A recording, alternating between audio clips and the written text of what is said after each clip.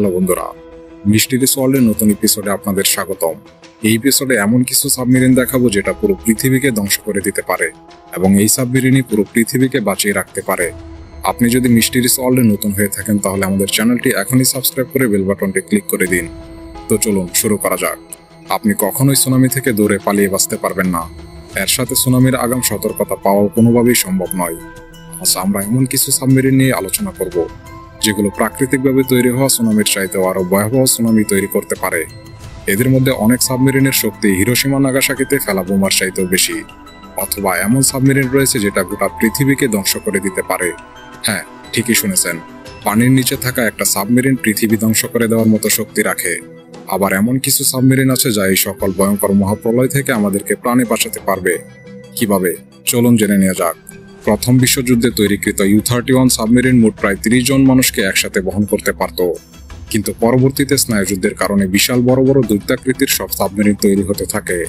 এগুলোর এক একটাই 100 জনেরও অধিক মানুষ তাদের অভিযান পরিচালনা করে। তাছাড়াও এগুলোতে সচরাচর আস্ত 2টি নিউক্লিয়ার রিঅ্যাক্টর দেখা যায় তাদের পাওয়ার সাপ্লাইয়ের জন্য। এছাড়াও এতে বেশ কয়েকটা মিসাইল এবং টর্পেডো কম্পার্টমেন্ট, টারবাইন এর জন্য একটি চেম্বার কন্ট্রোল সেন্টার রয়েছে, সেই সাথে ক্রুদের জন্য কেবিনও আছে। এই 31 সাবমেরিনটি প্রায় 10 মিটার লম্বা। পিলগ্রিম রাশিয়ার তৈরি সর্ববৃহৎ এই সাবমেরিনটির দৈর্ঘ্য প্রায় 360 মিটার। স্ট্যান্ডার্ড দুটো নিউক্লিয়ার রিঅ্যাক্টরের পাশাপাশি এতে তৃতীয় আরেকটি নিউক্লিয়ার রিঅ্যাক্টর সংযুক্ত করা হয়েছে। এই 3টা নিউক্লিয়ার রিঅ্যাক্টর মিলে প্রায় 10 মেগাওয়াট ক্ষমতার এনার্জি উৎপন্ন করতে পারে। এত পরিমাণ শক্তি প্রায় 11,000 বিল্ডিংয়ে বিদ্যুৎ সরবরাহ করতে পারে। কিন্তু এত পরিমাণ শক্তির সামর্থ্য থাকার পরেও এই সাবমেরিনটিতে একটাও মিসাইল নেই, কারণ এই সাবমেরিনটি তৈরি হয়েছিল এক মহাদেশ থেকে আরেক মহাদেশে লিকুইড প্রাকৃতিক গ্যাস সরবরাহের জন্য। সাধারণ কোনো জাহাজ বা ক্যারিয়ারের তুলনায় এটা কয়েক গুণ বেশি দেশে অভিযানে যেতে পারে। এমনকি এটা অ্যান্টার্কটিকার বরফের আস্তরণও ভাঙতে পারত। পিলগ্রিম আসলে একটা বিশাল সাইজের তিমি মাছের মতো, যেটা দেখতে বিশাল আকৃতির কিন্তু কোনো ক্ষতি করতে পারে না। শার্ক, এটা রাশিয়ার আরেকটা সাবমেরিন, যেটা US এর ওয়াহিও সাবমেরিনের আদলে তৈরি করা। কিন্তু কোনটা বেশি শক্তিশালী? দুটো সাবমেরিনকে প্রথম চালু করা হয় 1957 সালে, সোভিয়েত ইউনিয়ন এবং আমেরিকার মধ্যে স্নায়ুযুদ্ধ যখন চরম পর্যায়ে। দুটো সাবমেরিনই মোটামুটি সমান লম্বা হলেও ওহাইওর তুলনায় শার্ক মাত্র 3 মিটার লম্বা বেশি, যেটা 173 মিটার, কিন্তু প্রস্থে এটা ওহাইওর তুলনায় 10 মিটার বেশি।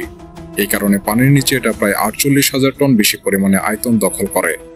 আমেরিকান ওহিও সাবমেরিনে থাকা 24টি ব্যালিস্টিক মিসাইলের প্রত্যেকটি 300 স্কয়ার কিলোমিটারের যে কোনো উপকূলীয় অঞ্চল পুরোপুরিভাবে ধ্বংস করে ফেলতে পারে।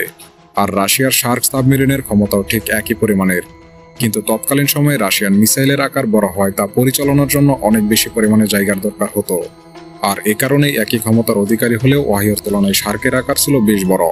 আর নর্দার্ন হ্যাম্পশায়ারের সবচাইতে উজ্জ্বল নক্ষত্রের নামে নামকরণ করা হয়েছে এই সাবমেরিনটি। আর এটা বিশ্বের বাকি সাবমেরিনের থেকে অনেকটাই আলাদা। আর ক্রুজের দৈর্ঘ্য 133 মিটার, কিন্তু এই কম দৈর্ঘ্য বরং এই সাবমেরিনটার জন্য বেশ গুরুত্বপূর্ণ। অসাধারণ ডিজাইন আর এক বিশেষ ধরনের কোটিং ব্যবহারের ফলে এটা শত্রুপক্ষের কাছ থেকে একদম লুকিয়ে থাকতে পারে। এই প্রযুক্তির ফলে এর ক্রুরা কোনো রকম সমস্যা ছাড়াই শত্রুপক্ষের অনেক কাছাকাছি চলে যেতে পারে। অন্য কোনো সাবমেরিন দিয়ে এটা খুঁজে পাওয়া প্রায় অসম্ভব। আর এটাতে ব্যবহার করা অত্যাধুনিক প্রযুক্তির মাধ্যমে শত্রুপক্ষের সাবমেরিনকে এটা পানিতে কেমিক্যালের উপস্থিতি কিংবা রেডিয়েশনের দ্বারাই চিহ্নিত করতে পারে, আর তৎক্ষণাৎ শত্রুপক্ষের সাবমেরিনকে ধ্বংস করে দিতে পারে। এতে ব্যবহৃত সার্কিট ডব্লিউ ড্রোন প্রায় 200 নটিক্যাল মাইল দূরের কোনো লক্ষ্যকে অনায়াসে আঘাত করতে পারে। যদিও এর চূড়ান্ত যুদ্ধে নামার সক্ষমতা রয়েছে, কিন্তু এতে অনেক বেশি রিস্ক। সাবমেরিনটি যদি কোনোভাবে শত্রুপক্ষের সমুদ্র তীরে পৌঁছাতে পারে তাহলে এটা 12টা নিউক্লিয়ার ব্যালিস্টিক মিসাইল ছুড়তে পারবে, যেগুলোর মোট শক্তি হিসাব করলে হিরোশিমাতে নিক্ষেপ করা লিটল বয় নিউক্লিয়ার বোমার চাইতেও 10 গুণ বেশি। এছাড়াও এই নিউক্লিয়ার ব্যালিস্টিক মিসাইলের আঘাতে পানিতে এত পরিমাণ কম্পন সৃষ্টি হয় যে এটা অনায়াসে 5 মিটারের বেশি উচ্চতায় একটি নিউক্লিয়ার সুনামি তৈরি করবে, যেটা মাত্র কয়েক মিনিটের মধ্যে উপকূলবর্তী সমস্ত অঞ্চল ধ্বংস করে দিবে। 2টা ড্যামেজ ফায়ারে অবস্থিত 2টা আল্ট্রা সাবমেরিন অনায়াসে বিশ্বের সকল দ্বীপরাষ্ট্রকে তলিয়ে দিতে পারে। আর ইউনাইটেড স্টেট যদি এর প্রতিক্রিয়াস্বরূপ নিজেদের সব নিউক্লিয়ার অস্ত্র ব্যবহার করে ফেলে তাহলে সত্যিকারের একটা বিপর্যয় পৃথিবীতে নেমে আসবে, যেটা থেকে হয়তো আপনি আমি কেউই মুক্তি পাবো না। তবে এখানে একটা কিন্তু আছে, আরেকটা ভাইরাস। এখন পর্যন্ত শুধুমাত্র একটা আইডিয়া, সত্যিকারে এমন কোনো সাবমেরিন এখনো রাশিয়ানরা তৈরি করেনি। অনেক বিশেষজ্ঞের মতে এটা শুধুমাত্র আমেরিকাকে ভয় দেখানোর জন্য রাশিয়ার করা প্ল্যান। বেলগ্রেড সাবমেরিন একই সাথে মোট 100 মেগাটন ক্যাপাসিটির 6টি নিউক্লিয়ার ওয়ারহেড যুক্ত পেপটাইড টর্পেডো বহন করে।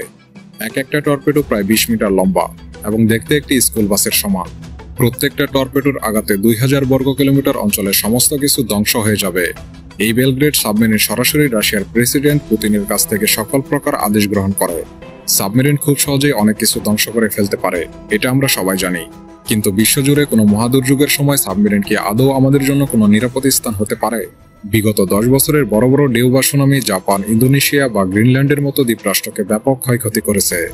এর ফলে প্রায় 30,000 মানুষ পর্যন্ত মৃত্যুবরণ করেছে। আরও 20,000 মানুষ নিখোঁজ হয়ে গিয়েছে। যদিও আগত সুনামি ডিটেক্ট করার মতো প্রযুক্তি আমাদের হাতে আছে, কিন্তু সচরাচর উপকূলবর্তী মানুষজন সুনামি আঘাত করার আগে উপকূল ছাড়ার মতো সময়টুকু পায় না, যদি এমন কোনো দুর্যোগ পুরো পৃথিবীকে গ্রাস করে ফেলে। পরিবেশ বিজ্ঞানীদের মতে 2030 সালের মধ্যে বিশ্বের সমুদ্রপৃষ্ঠের উচ্চতা অত্যাধিক পরিমাণে বেড়ে যাবে, ফলে বিশ্বের বহু অঞ্চল পানির নিচে তলিয়ে যাওয়ার সম্ভাবনা রয়েছে। যদিও এমনটা পৃথিবীতে শেষ দেখা গিয়েছিল 6000 বছর আগে, তবে ভবিষ্যতে এমন সুনামি হলে এর ফলে বিশ্বের উপকূলবর্তী সব শহর ডুবে যাবে। এমন অবস্থায় সাবমেরিনটি হয়তো আমাদের শেষ ভরসা হবে। সাধারণত সুনামির কেন্দ্রবিন্দু থাকে সমুদ্রপৃষ্ঠ থেকে 30 থেকে 45 মিটার গভীরে। তার মানে এই মহাদুর্যোগ থেকে বাঁচতে হলে সাবমেরিন নিয়ে সমুদ্রের 30 থেকে 45 মিটারের নিচে চলে যেতে হবে। কিন্তু ব্যাপারটা আসলেও এতটাও সহজ নয়। মিলিটারি এক্সপার্টদের মতে এমন গভীরতায় সুনামির প্রভাব সাবমেরিনের উপরে পড়বে। সুনামির ভূমিকম্পের ফলে শক ওয়েভ খুব সহজেই যে কোনো সাবমেরিনকে অনেক দূরে, এমনকি ভূপৃষ্ঠে নিয়ে গিয়েও ফেলতে পারে। দুর্যোগ থেকে বাঁচতে এর চাইতেও বেশি গভীরতায় যাওয়া যেতে পারে। কিন্তু আমরা যদি এমন ইমার্জেন্সি কোনো অবস্থায় 120 মিটার গভীরতায় চলে যেতে চাই, সাবমেরিনের ইঞ্জিনের উপর প্রচণ্ড পরিমাণ চাপ পড়বে। ফলে নিউক্লিয়ার রিঅ্যাক্টর বিস্ফোরণের ফলে সাবমেরিনে থাকা সকলের মৃত্যু নিশ্চিত। এমনটাই হয়েছিল সোভিয়েত সাবমেরিন K-27 এর সাথে। এই সাবমেরিনের নিউক্লিয়ার রিঅ্যাক্টরে কুলিং এজেন্ট হিসেবে পানির বদলে তরল ধাতু ব্যবহার করা হতো। 1960 সালের 10 মে সমুদ্রে থাকাকালীন একটা শক্তিশালী ঝড় সাবমেরিনটাকে আঘাত করে। ঝড়ের আঘাতে সাবমেরিনটির নিউক্লিয়ার রিঅ্যাক্টরের কোর গরম ধাতু গলিয়ে দেয়। সাবমেরিনে অবস্থিত 105 জন ক্রু মারাত্মকভাবে নিউক্লিয়ার রেডিয়েশনের কারণে আক্রান্ত হয়ে যায়। এই রেডিয়েশনের পরিমাণ ছিল 600 থেকে 1000 রন্টজেন, যেটা কোনো স্বাভাবিক মাত্রার সহ্য ক্ষমতার চেয়ে অনেক গুণ বেশি। এই দুর্ঘটনায় 9 জন নাবিক ঘটনাস্থলেই মারা যায়। সাবমেরিনটির রেডিয়েশনের শক্তি এতটাই বেশি ছিল যে সেটাকে পরবর্তীতে সমুদ্রের অতল গহ্বরে ডুবিয়ে দেওয়া হয়। K-8L 1996 সালের 12 এপ্রিল দ্য বে অফ ডিস্কে তৎকালীন সোভিয়েত ইউনিয়ন একটি সামরিক মহড়া দিয়েছিল। এর অংশ হিসেবে A-8 সাবমেরিন 150 মিটার গভীরতা থেকে সমুদ্রপৃষ্ঠে উঠছিল। কিন্তু এমন সময় সাবমেরিনের ভিতরে কোনো কারণে আগুন লেগে যায়। এই আগুন থেকে আবার সৃষ্টি হয় শর্ট সার্কিট। আগুন পুরো সাবমেরিনে ছড়িয়ে পড়তে থাকে, এমনকি সাবমেরিনের নিউক্লিয়ার রিঅ্যাক্টরের কাছাকাছি পর্যন্ত আগুন চলে যায়। সাবমেরিনের স্ক্রু মেম্বাররা কোনো মতে আরও বড় দুর্যোগ ঠেকাতে নিজেদের জীবন বাজি রেখে আগুন নেভায়। পরবর্তীতে সাবমেরিনটি অনেক কষ্টের পর সমুদ্র পৃষ্ঠে ওঠানো সম্ভব হয়। সাবমেরিনের কিছু গ্রুপ নিজেদের জীবন বাঁচাতে পানিতে লাফ দেয়, কিন্তু এখানেই শেষ নয়। সেই সময় আঘাত হানে ঝড়ের ফলে সাবমেরিনটি তার স্ট্যাবিলিটি হারিয়ে ফেলে। কিন্তু মিলিটারি কমান্ডারের আদেশে কিছু ক্রু মেম্বার সাবমেরিনটাকে বাঁচাতে চেষ্টা করে, কিন্তু তাদের সব চেষ্টা বৃথা যায়।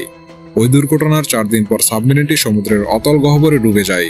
এই সময় সাবমেরিনটাতে মোট বা অন্যজন ক্রুর পাশাপাশি সাবমেরিনের ক্যাপ্টেনও ছিল, আর তারা সবাই একসাথে মারা যায়। বন্ধুরা, এরকম অজানা রহস্য জানতে আমাদের চ্যানেলটি এখনই সাবস্ক্রাইব করে বেল বাটনটি ক্লিক করে দিন, আর অপেক্ষায় থাকুন পরবর্তী এপিসোডের।